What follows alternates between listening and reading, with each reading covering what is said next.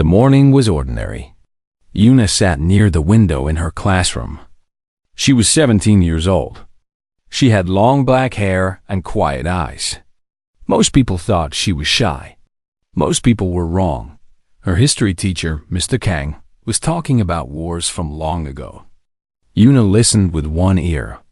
With the other ear, she listened to the birds outside. Spring had come to Seoul. The cherry trees were blooming. Everything was peaceful. Then the sky went dark. While Yuna looked up. A shadow was moving across the sun. But it was not a cloud. It was something huge. Something metal. Something that should not exist. The other students saw it too. Someone screamed. Mr. Kang stopped talking. His chalk fell from his hand and broke on the floor.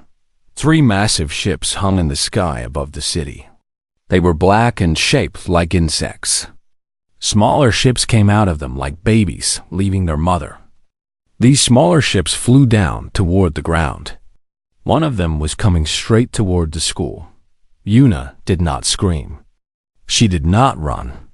She watched the ship landed in the schoolyard. It crushed the basketball court. Dust flew everywhere. The windows shook so hard that some of them cracked. Then the doors of the ship opened. And they came out. Yuna had seen many alien movies. She had read many books about space. But nothing had prepared her for this. The creatures were tall. Very tall, maybe 7 feet. They had hard shells on their bodies like insects. They had 4 arms. Their heads had many eyes. They carried weapons that glowed with blue light. There were maybe 20 of them. They moved fast. They surrounded the school building in seconds. More ships landed in other parts of the city. Yuna could hear explosions far away. She could hear people screaming in the streets. One of the creatures pointed at the school. It made a sound like clicking stones. The others understood.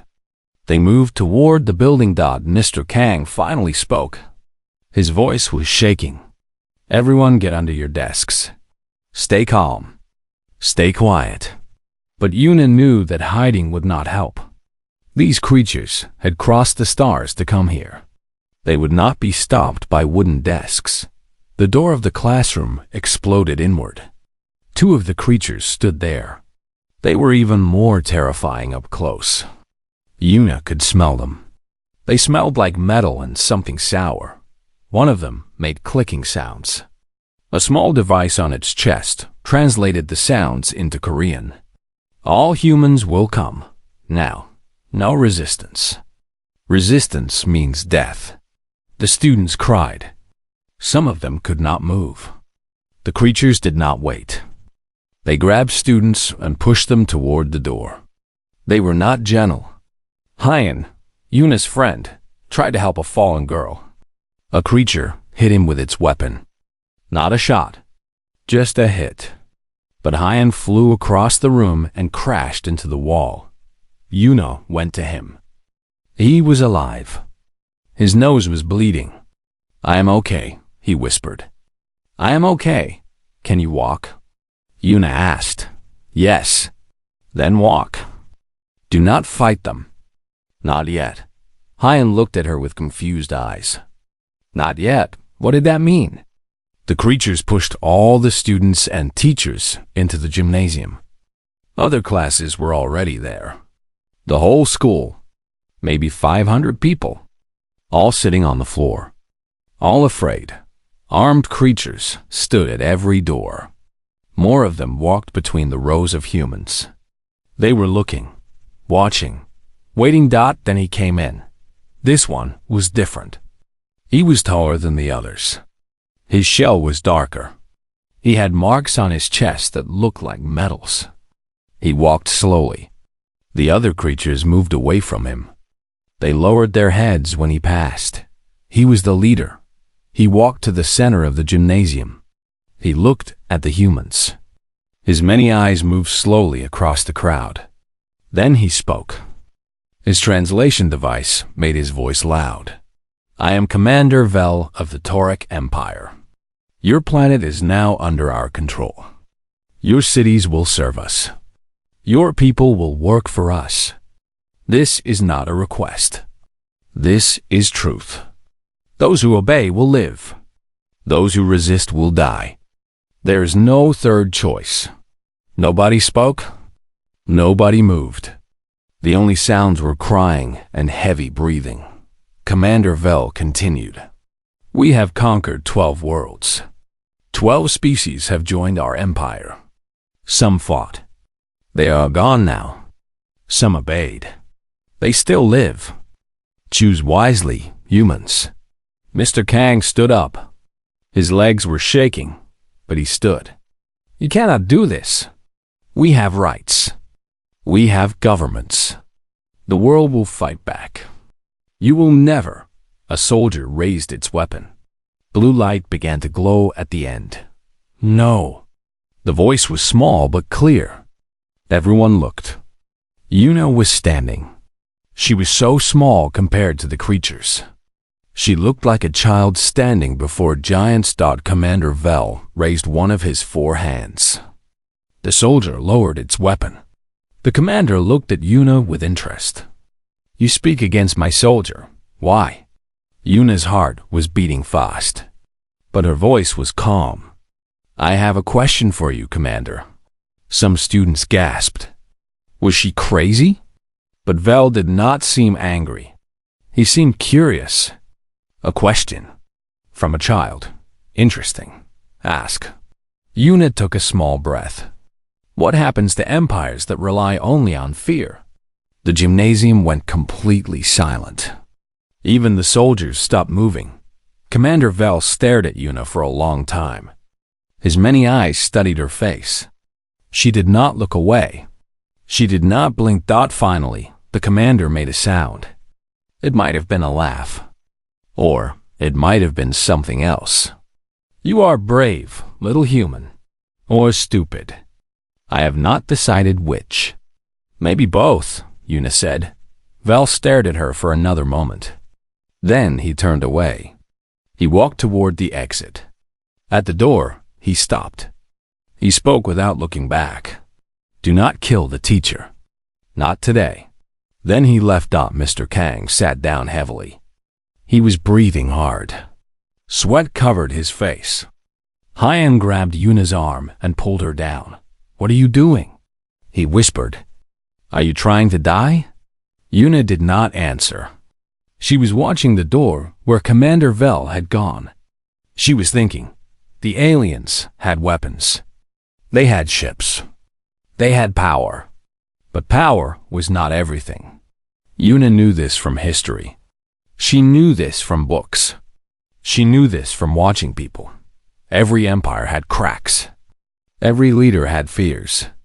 Every army had soldiers who were not happy. She just needed to find the cracks. She just needed to find the fears. She just needed to find the unhappy soldiers. Then she would make those cracks wider. She would make those fears grow. She would make those soldiers question. The aliens thought they had won. They thought humans were weak. They thought this would be easy. They were wrong. Yuna sat quietly in the crowd of crying students. Her face showed nothing. But behind her quiet eyes, her mind was working, planning, preparing. The invasion had just begun. But so had the resistance. And it would be a resistance like no other. No guns, no bombs. No blood. Just one girl. And the most dangerous weapon in the universe. Ideas. 3 days passed. The students and teachers stayed in the gymnasium. They slept on the hard floor. They ate strange food that the aliens gave them. The food tasted like nothing, but it kept them alive. Yuna did not waste these 3 days.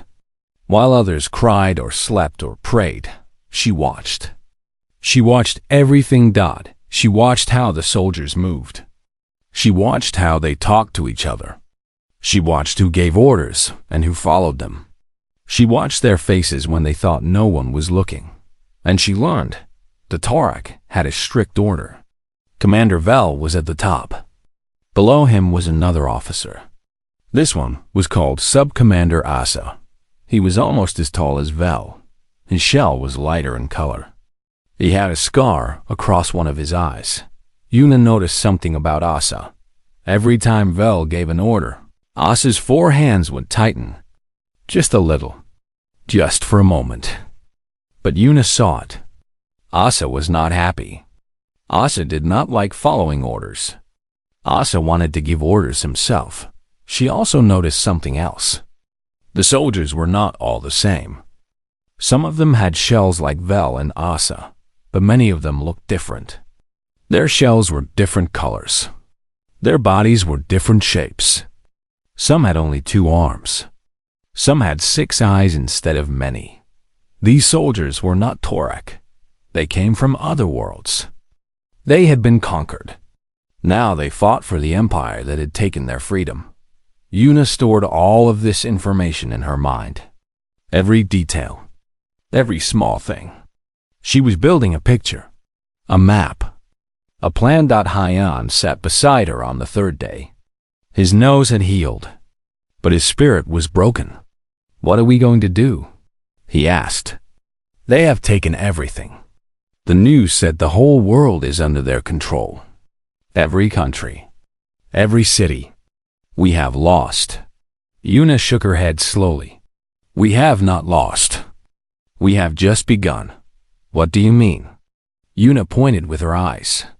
She could not point with her hand. The soldiers would see. "Look at that soldier. The one with the blue shell. He is not Torak. Look at his face when the Torak officers walk past. He hates them." Hyan looked.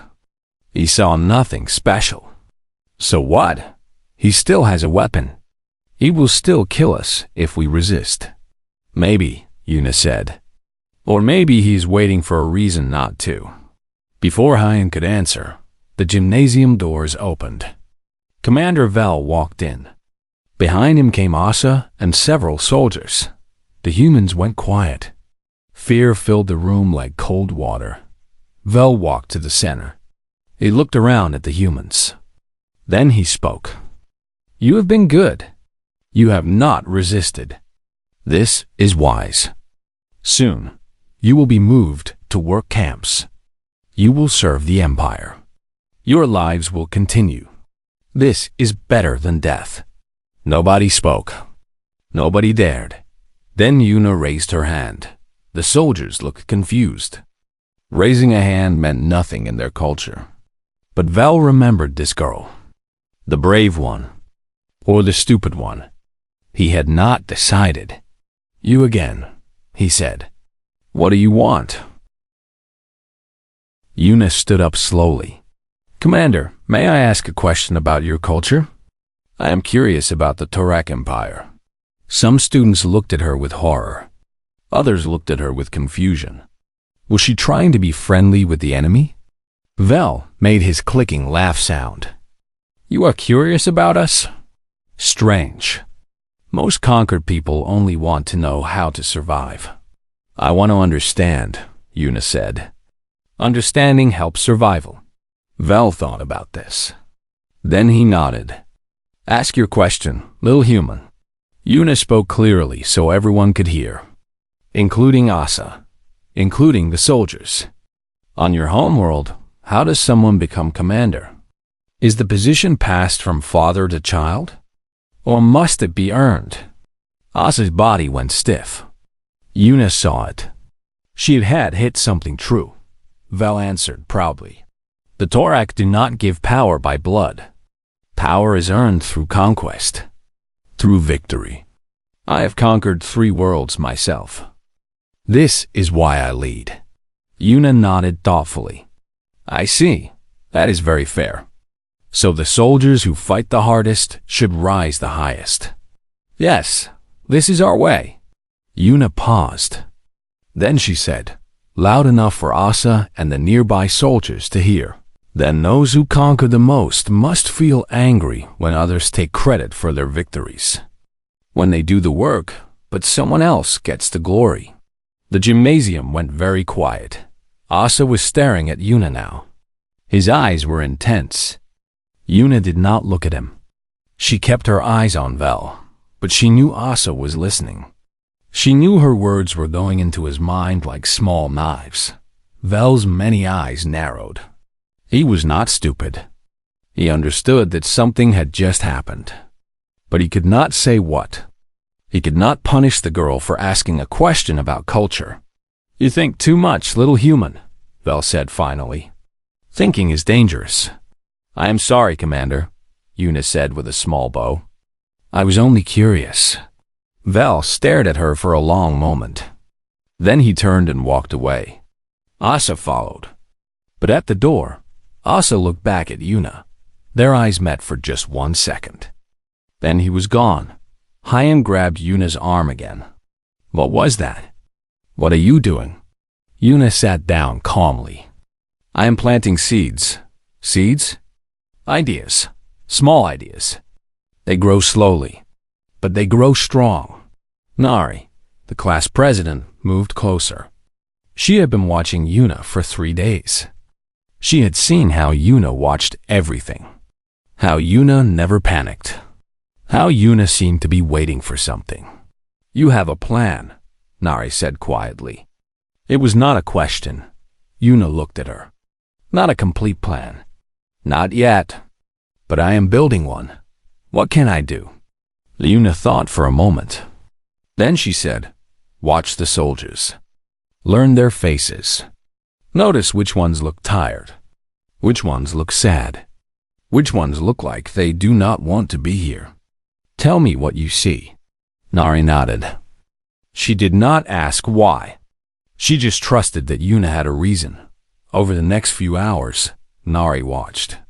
She came back to Una with names, descriptions, details. "There is one with a green shell," Nari whispered. "He gives food to the children first. He tries to be gentle. The Torak officers yell at him for being too slow." "Good," Una said. "What else?" "There is one with 6 eyes. He stands alone. The other soldiers do not talk to him. He looks lonely." "Very good. Keep watching." That night, as the gymnasium lights dimmed, Una lay awake. She was thinking about Commander Vel and Sub-Commander Asa. She was thinking about the soldiers from conquered worlds. She was thinking about fear and loyalty and what happens when they break. The Torak believed they had conquered Earth. They believed humans were weak animals. They believed their weapons made them strong. But weapons were not the only kind of power. There was another kind, a quieter kind. The power of words. The power of ideas. The power of making people question what they believed. Una had planted the first seed in Asa's mind today. The idea that maybe he deserved more. The idea that maybe Vel was taking credit he did not earn. This seed would grow, slowly, but it would grow. Tomorrow she would plant more seeds. In more minds. She would be patient. She would be careful. She would never threaten. She would never fight. She would just ask questions. She would just make people think. And one day, the empire would crack from the inside. Una closed her eyes. Outside, the alien ships hummed in the dark sky. Inside, 500 humans slept in fear. But one girl was not afraid. One girl was planning Dot, and that made all the difference. A week passed. The gymnasium was still their prison. But things were slowly changing. It started with small requests. Una asked a soldier for extra water. The soldier looked confused. No one had asked for anything before. They just took what they were given. Una explained calmly. "Some of the children are sick. They need more water. Please." The soldier did not know what to do. He went to ask his officer. The officer came to look at the sick children. They were pale and weak. Humans were fragile creatures. The officer gave them extra water. The next day, Una asked for something else. "We've been sitting for many days. Our bodies are getting weak. Can we walk in the courtyard for 1 hour? Just to move? We will not cause trouble." Again, the request went up the chain. Again, it was granted.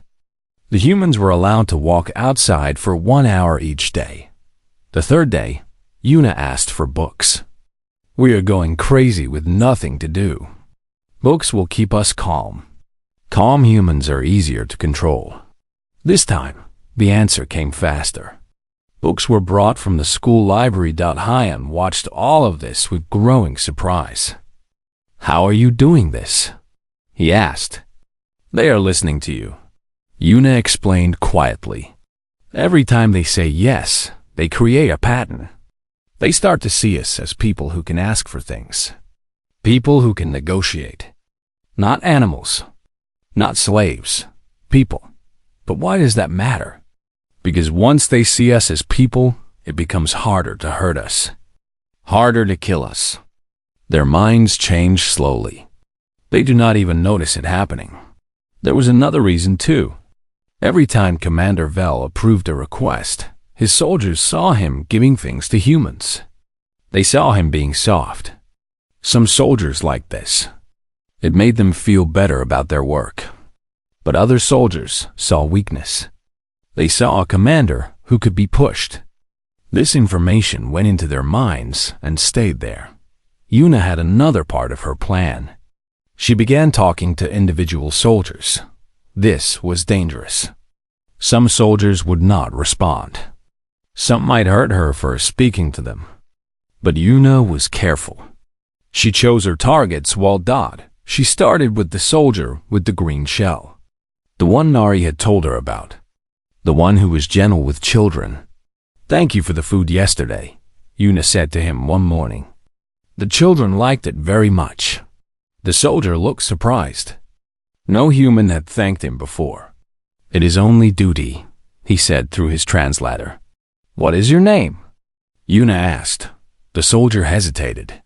Names were personal, but the girl seemed harmless. Paul, he said. Paul, that is a nice name. Where are you from, Paul? Paul did not answer at first, but Una waited. She was patient. Finally, he said, far from here. A world called Vesa. It does not matter now. Vesa is part of the Empire. You were conquered too? Paul's body went stiff. Then it relaxed. Yes, long ago. 3 generations. My grandfather was the last free Vesan. Now we serve. Una nodded with understanding. My people were also conquered once. A long time ago. By another country called Japan. For 35 years, we were not free. They took our language. They took our names. They tried to make us forget who we were. Paul looked at her with new interest. What happened? We remembered anyway. We kept our stories. We kept our songs. We kept our hope. And one day, the occupation ended. We became free again. Paul was quiet for a long time. Then he asked, how did the occupation end? The occupiers lost the war. They became weak. And we were ready. Paul made a sound that might have been sadness. The Torak will never lose a war. They are too strong. Maybe, Una said. Or maybe strength is not what you think it is. She walked away before Paul could ask what she meant. She had given him enough to think about.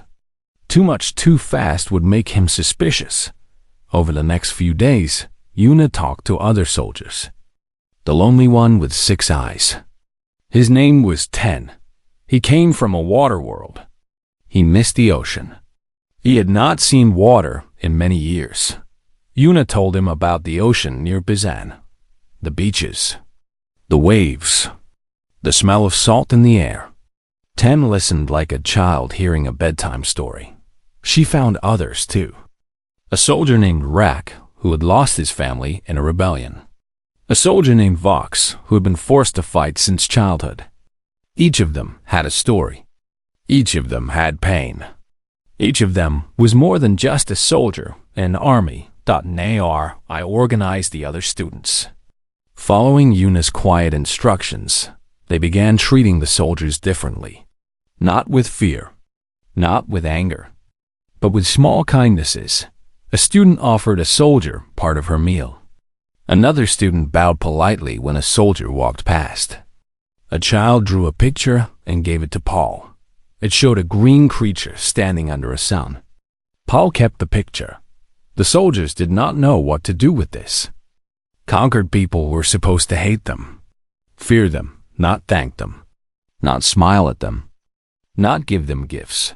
But slowly, something changed.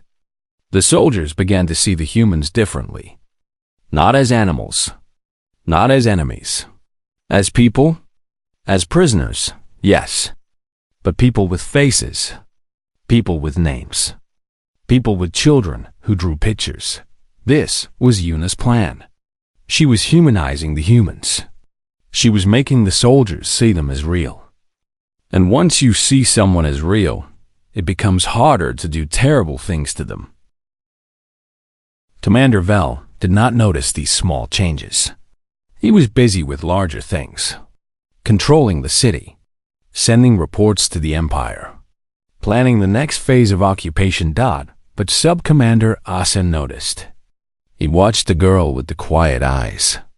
He saw how she talked to soldiers. He saw how the humans were organized around her without appearing to be organized. This girl was dangerous. Asa knew it. But he did not tell Vel. He kept this information for himself. Someday, it might be useful. One night, Yuna sat with Hyan and Nari in a corner of the gymnasium. They spoke in whispers. "It is working," Nari said. "The soldiers are different now, softer. Some of them smile at us." Hyan nodded. "But what is the point? Even if they like us, they will still follow orders. They will still do what Vel says." "Maybe," Yuna said. "But what if Vel is not the one giving orders anymore?" Hyan and Nari looked at her with confusion. Yuna continued. "I have been watching Asa. He wants power. He thinks he deserves to lead. Every day, he grows more frustrated with Vel. Every day, his anger grows. So what? So I am going to use that anger. I am going to make the crack in their leadership wider. And when the time is right, the whole thing will break. How?" Yuna smiled slightly. It was not a happy smile. It was the smile of someone playing a very long game. "I will tell you when the time comes. For now, keep doing what we are doing. Be kind. Be patient. Be human." Outside, the stars shone bright. Somewhere up there, ships from the Tarok Empire circled Earth like hungry birds. They thought they owned this planet now. They did not know that a 17-year-old girl was slowly pulling them apart from the inside. And by the time they knew, it would be too late. Commander Vel was not a fool. He had conquered 3 worlds. He knew how to read a battlefield. And something was wrong on Earth. His soldiers were changing. They laughed less at the humans. They hurt them less. Some soldiers had started giving extra food without being asked. One soldier had helped an old human teacher stand up. Another had let a child touch his weapon without punishment. This was not how an occupation worked. The conquered should fear. The conquerors should be hard. But his army was going soft. Like ice melting in warm water. Vell called a meeting with his officers. Asa stood at his right side, as always. But Vel noticed something in Asa's eyes. Something that had not been there before. A light. A hunger. "Our soldiers are losing discipline," Vel said. "The humans have done something to them. I want guards doubled. No more talking to prisoners. No more kindness." Asa spoke carefully. "Commander, perhaps the humans are not the problem. Perhaps our soldiers are simply tired. This planet is strange to them. The gravity is wrong. The air smells different. They miss home." Vel stared at his second in command. "You defend the weakness?" "No, Commander. I simply explain it. If you wish, I can take personal control of soldier discipline. I will make them hard again." This was a test. Vel knew it. Asa was trying to take power slowly. one small step at a time. But Vel could not refuse without looking afraid. Do it, Vel said. But remember who gives orders here. Always Commander. Asa left the meeting with a small smile on his face. The next morning, Vel came to the gymnasium. He walked straight to where Una was sitting. His soldiers surrounded her. The other humans moved away in fear. Stand up, Vel commanded. Una stood. She looked so small next to him. But she did not look afraid. This annoyed Vel more than anything. You have done something, Vel said. My soldiers are different. My empire is weakening from inside. You are the cause. Una tilted her head. I am just a student, Commander. A child. What could I possibly do against the Torak Empire? Do not play games with me, human. I have watched you. You talk to soldiers. You ask questions. You put ideas in their heads. I only asked about their homes. Their families. Is that forbidden? Vel grabbed her arm with one of his 4 hands. His grip was strong. It hurt. Una showed no pain on her face. I could kill you now, Vel said. One word from me. Yes, Una agreed. You could. But you will not. Why not? Because I have not done anything wrong. I have not fought. I have not resisted. I have only been kind. If you kill me for being kind, what message does that send? That the Torak fear kindness? That you are so weak that a girl's words can destroy your empire? Vel's grip tightened. His eyes burned with anger. But he could not answer. The girl had trapped him with logic. Every soldier is watching right now, Una continued quietly. The humans are watching too. If you kill me, they will remember. If you let me go, they will also remember. Either way, I have already won. For a long moment, neither of them moved. The gymnasium was completely silent. Everyone waited. Then Vel released her arm. He stepped back. His face was twisted with rage, but he controlled himself. You are playing a dangerous game, little human. I am not playing, Una said. I am surviving. Just like my ancestors survived. Just like my people always survive. Vel turned and walked toward the exit. But before he reached the door, Asa stepped forward. He raised his voice so all the soldiers could hear. Commander Vel. Vel stopped. He turned slowly. What? Asa stood tall. There was no hesitation in his voice. I invoke the right of challenge. The soldiers gasped. Even the humans could tell something important was happening. The Torak officers looked at each other with shock. Vel's face went blank. You challenge me? For command? Yes, by the old laws of our people. By the blood of our ancestors. I claim the right to fight for leadership. Vel walked toward Asa slowly. You are a fool. I have killed greater warriors than you. Perhaps. But the law is clear. You cannot refuse. This was true. The right of challenge was ancient. It was sacred. No commander could say no. To refuse was to admit cowardice. The punishment was death. Vel looked around the gymnasium. His soldiers were watching. The humans were watching. Una was watching. He looked back at Asa. Very well. We fight at sunset. In the courtyard. The soldiers will witness. Agreed. Vel walked out without another word. His footsteps were heavy and angry. Asa watched him go. Then he looked at Una. Their eyes met. Something passed between them. Understanding, respect, and perhaps something else. Asa walked toward her. The soldiers nearby tensed, but he waved them back. You did this, Asa said quietly. Your words. Your questions. You put fire in my blood. Una did not deny it. I only said what was true. You were already angry.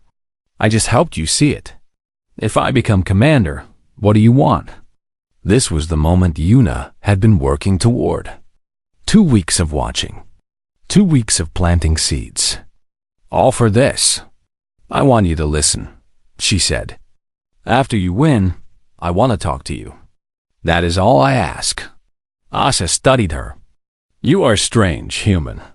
You do not beg. You do not bargain. You just ask. I learned that asking is more powerful than begging. Asa made a sound that might have been a laugh. Very well. If I win, I will listen to you. But understand this. I am not your friend. I am not here to save your people. I want power. Nothing more. I know, Yuna said. That is exactly what I am counting on. Asa did not understand what she meant. But he did not ask. He walked away to prepare for the fight. Hyung came to Yuna's side. His face was white with shock. Did you plan this? Did you know this would happen? I hoped, Yuna said. I planted seeds. I could not know if they would grow. But they did. But even if Asa wins, he is still our enemy. He said so himself. He does not care about us. Yuna nodded. Yes, but Vel would never negotiate. Vel would only conquer. Asa is different. Asa wants power. And I can use that. How? Yuna watched the soldiers preparing for the fight. She watched the sun moving toward the horizon. She thought about all the things she had learned, all the weaknesses she had found, all the cracks she had made. Power is like water, she finally said. It flows to the lowest point. If I can make leaving Earth easier than staying, Asa will leave. He does not care about this planet. He cares about his career. I just need to make the right choice obvious. Hyun shook his head in wonder. You are scary, Yuna. Do you know that? Yuna almost smiled. My grandmother used to say that. She said I thought too much. Maybe she was right. The sun continued to fall. The shadows grew longer. And in a few hours, everything would change. Either Asa would win and Yuna would have her chance, or Vel would win and they would all die. There was nothing left to do but wait. The courtyard was filled with soldiers. They stood in perfect rows around an empty circle of concrete. The sunset painted everything in orange and red. It looked like fire. The humans were brought out to watch. Yuna stood near the front with Hyun and Nari. Her heart was beating fast, but her face was calm. Commander Vel entered the circle first. He had removed his medals and his outer armor. He carried 2 long blades in his 4 hands. He looked like a monster from a nightmare. Strong, fast, deadly. Then Asa entered. He was younger, quicker, but smaller than Vel. He also carried blades. His eyes were focused. There was no fear in them. An old Torak officer stepped forward. His shell was white with age. He spoke the ritual words. Words about honor and blood and the right to lead. Then he stepped back. The fight began. It was brutal. Vel attacked first with all 4 arms. His blades moved so fast they blurred. Asa blocked and dodged. He could not match Vel's strength, so he used speed instead. They circled each other. They struck and blocked and struck again. Blue blood began to appear on both of them. Cuts on arms. Wounds on legs. Neither would stop. Yuna watched without blinking. Everything depended on this fight. If Vel won, he would kill her. He would punish all the humans. The small hope she had built would die. The fight continued for long minutes. Both warriors were bleeding badly now. Both were tired. But neither would surrender. Then Asa saw his moment. Vel swung with his upper arms. Asa ducked under the blades. He drove forward. His blade went into Vel's side. Vel roared in pain. He tried to strike back, but his movements were slow now. Asa pulled out his blade and struck again. And again. And again. Vel fell to his knees. Blue blood poured from his wounds. He looked up at Asa with dying eyes. "You were always jealous," Vel said. "Always hungry. I should have killed you long ago." "Yes," Asa agreed. "You should have." He brought his blade down one final time. Vel's body fell to the ground. He did not move again. The soldiers were silent. Then, one by one, they lowered their heads. They accepted their new commander. Asa stood over Vel's body. He was breathing hard. He was covered in blood. But he was alive. He was in charge. He looked at the humans. Then he pointed at Yuna. "Bring her to me, now." Soldiers came and took Yuna's arms. They brought her to stand before Asa. She was so small next to him. But she looked up without fear. "You said you wanted to talk," Asa said. "Talk." Yuna took a deep breath. This was the moment. Everything she had done led to this. "Commander Asa, you have two choices now. You can continue the occupation of Earth. Your soldiers will fight our resistance. You will win some battles. We will win some battles. It will take years. Many will die. Your supplies will run low. Your soldiers will grow more tired and more angry." Asa's eyes narrowed. "You think you can fight us? We have weapons you cannot imagine. Yes, and we have billions of people. And we know every road, every building, every hiding place on this planet. And we do not give up, ever. That is what humans do. We survive. We resist. We wait. And eventually, we win." Bold words from a prisoner. Facts from a student of history. Yuna continued speaking calmly. "But there is another choice. You can leave. Now, take your soldiers and your ships and go. In exchange, we will not chase you. We will not seek revenge. And any soldiers who wish to stay on Earth will be welcome." Asa laughed. It was a hard, cold sound. "You offer me surrender? I just killed my commander. I am at the height of my power. Why would I run from children?" "Because you are smart," Yuna said. "You do not care about Earth. You care about power, about rising in the Empire, about being great. And I am offering you a story." "A story?" "Yes, right now you have two possible futures. In one future, you stay on Earth. You fight a long war. Maybe you win. Maybe you lose. But either way, you spend years on this small planet at the edge of nowhere. You become the commander who got stuck on Earth. Forgotten. Unimportant." Asa said nothing. But he was listening. "In the other future, you leave Earth. You tell the Empire that this planet was not worth the cost. Too many humans. Too few resources. A wise commander knows when to fight and when to walk away. You saved your soldiers. You saved your ships. You are smart. You are practical. And you move on to bigger conquests. More important worlds. Real glory." Yuna spread her hands. "One story ends your career. The other advances it. I am not asking you to lose. I am asking you to win in a different way." The courtyard was completely silent. Every soldier listened. Every human held their breath. Asa stared at Yuna for a long time. His many eyes studied her face. She could not read his expression. She did not know what he was thinking. Finally, he spoke. "You are dangerous, little human.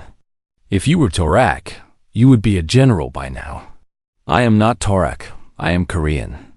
And we have been defeating empires for a very long time." Asa made a sound that was almost a laugh. Then he turned to his soldiers. "We leave in 3 days. Prepare the ships. Take only what we need." Gasps filled the courtyard. Some soldiers looked confused. Others looked relieved. The humans could not believe what they were hearing. One officer stepped forward. "Commander, the Empire will not be pleased." They will ask why we abandoned this planet. The Empire will accept my report, Asa said coldly. Earth is resource poor and population heavy. Occupation would cost more than it gives. A wise commander does not waste the Empire's strength on worthless conquests. The officer opened his mouth to argue. Then he saw Asa's eyes. He closed his mouth. He stepped back. Una spoke again. There is one more thing. Some of your soldiers may wish to stay. The ones from conquered worlds. The ones who are tired of fighting. Asa looked at her. You would take our soldiers? They are not your soldiers. They are prisoners like us. We will offer them freedom. If they want it. For a moment, Una thought Asa would refuse. But then he shrugged. It matters little. Take whoever wants to stay. I do not need the weak. He walked away without looking back. The soldiers began to move. Orders were given. Ships powered up. Hyan ran to Una. His face was filled with joy and tears. You did it. You actually did it. Nari was crying too. We are free. We are free. Una felt her legs go weak. For the first time in 2 weeks, she let herself feel the fear she had been hiding. She sat down on the concrete. Her whole body was shaking. Mr. Khan came to her. He knelt beside her. How did you know? How did you know it would work? I did not know, Una admitted. I hoped. I guessed. I watched and listened and tried to understand. But I never knew for certain. Then why did you do it? Una looked up at the sky. The alien ships were starting to move. Rising up. Leaving Earth. Because someone had to try. Because that is what humans do. We try. Even when we are afraid. Even when we might fail. We try. 3 days later, the Tarak fleet left Earth's orbit. 14 soldiers chose to stay behind, including Paul from Vesa. They removed their weapons and their armor. They became immigrants, refugees. Humans welcomed them. Una went back to school. The buildings were damaged. The teachers were tired. But classes started again. Hyan sat next to her on the first day. So what happens now? Una looked out the window.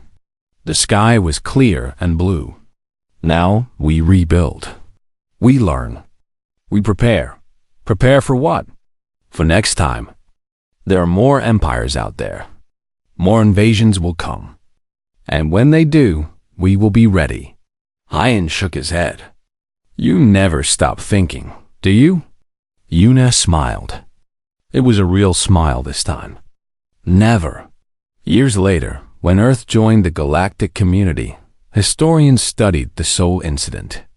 They called it the first example of human psychological warfare against an alien force. They asked Commander Asa about the girl who changed history.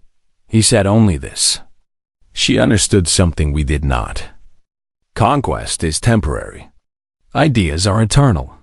And humans are made entirely of ideas. The history teacher started talking about the past. Una listened with one ear. With the other ear, she listened to the birds outside. Spring had come to Sol again. The cherry trees were blooming. Everything was peaceful. For now.